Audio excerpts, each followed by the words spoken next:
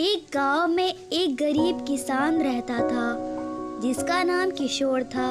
पत्नी के गुजर जाने के बाद किशोर की दुनिया ही उजड़ गई। किशोर की एक बेटी थी मीना। वह बहुत समझदार और दयालु थी। मीना ने छोटी सी उम्र में ही अपने पिता को संभाला। गरीबी के कारण बेचारी मीना सेठ क्या काम करती थी। पिताजी, मैंने चावल बना दिए हैं, आप खाकर खेत पर चले जाना, मैं जा रही हूँ। बेटा, मैं तेरा कैसा बाप हूँ, तुझे तो इस उम्र में स्कूल जाना चाहिए था। अरे पिताजी, आप निराश मत हो, एक दिन वो भी आएगा जब आपकी बेटी स्कूल जाएगी, देख लेना पिताजी। हाँ बेटा हाँ, तू जा, वरना लेट हो जाएगा तो सेठ बोलेगा। फिर मीना सेठ के यहाँ जाती है। अरे मीना, कितना देर लगा दी, आजकल तू देर से आती है। कल से अगर तूने देर की तो मैं तुझे काम से निकाल दूंगा। जी सेठ जी। फिर मीना काम पर लग जाती है। जैसे तैसे मीना का वक्त गुजरता गया। फिर एक दिन, अरे ओ मीना, सुन, जी मालकिन। कल मेरे बेटे का जन्मदिन है, इसलिए तू कल जल्दी आ जाना, बहुत सारे काम होंगे, पूरा घर सजाना है। जी ठीक है मालकिन, मैं जल्दी आ जाऊंगी। और हाँ, ये फटे कपड़े पहनकर मत आ जाना, कुछ अच्छे कपड़े पहनकर आना। लेकिन मालकिन, मेरे पास अच्छे कपड़े नहीं हैं। मैं कुछ नहीं जानती मीना, पार्टी में मेहमान और चिंटू के बहुत सारे दोस्त भी रहेंगे, इसलिए तू ऐसे मत आना, समझी? जी ठीक है मालकिन, मैं क्या पहनूंगी, मालकिन के बहुत सारे मेहमान होंगे, अब मैं क्या करूं? मीना के पास एक ही कपड़े थे। मीना वही कपड़े पहने मालकिन के घर जाती है। मालकिन, मैं आ गई मीना। अरे ये क्या, मैंने कहा था ना अच्छे कपड़े पहनने को, फटी नहीं।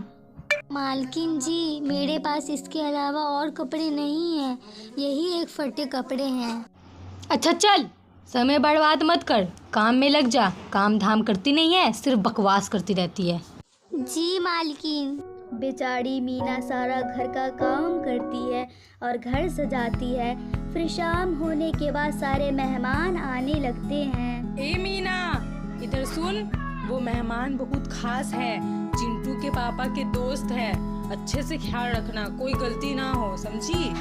जी मालकिन, मैं समझ गई, शिकायत का मौका नहीं दूंगी। अरे ओ सेठ जी, मेरी बीवी को लेमन जूस पीना है।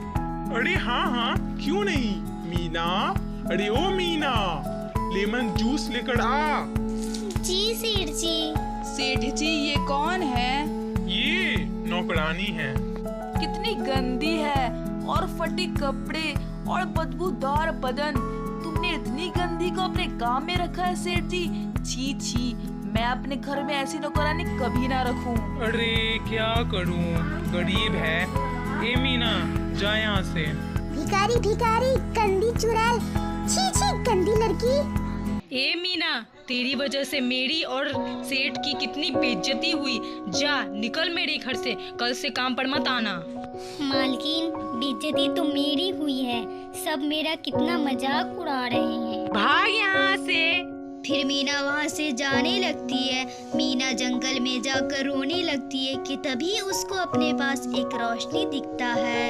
ये रोशनी कहाँ से आया? मीना, मीना, मीना बेटा। अरे कौन है? कौन है? मैं हूँ बेटा, तेरी माँ। माँ, आप कैसे आ सकती हो? आप तो मर चुकी हो ना? हाँ बेटा, तुझे इतना कष्ट में देखकर मुझसे रहा नहीं गया और स्वर्ग लोक से तेरे पास तेरी मदद करने आई हूँ। माँ, मेरी मदद तुम कैसे करोगी? सुन बेटा, घर पर जो पेटी है उसमें मेरी शादी की लाल साड़ी रखी हुई है।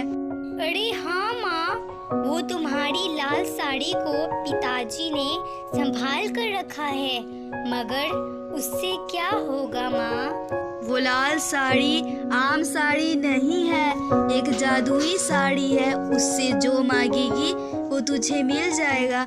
जा मेरी बच्ची, अब तेरी सारी दुख खत्म हो जाएगी। जा मेरी बच्ची, अब मैं जा रही हूँ। माँ, मुझे छोड़कर मत जाओ, प्लीज माँ। फिर मीना की माँ वहाँ से चली जाती है और मीना अपने घर चली जाती है कि तभी किशोर मीना से कहता है, बेटा इतनी देर से कहाँ थी तू? मैंने तुझे कहाँ कहाँ न ढूंढा, लेकिन तू कहीं ना मिली मुझे।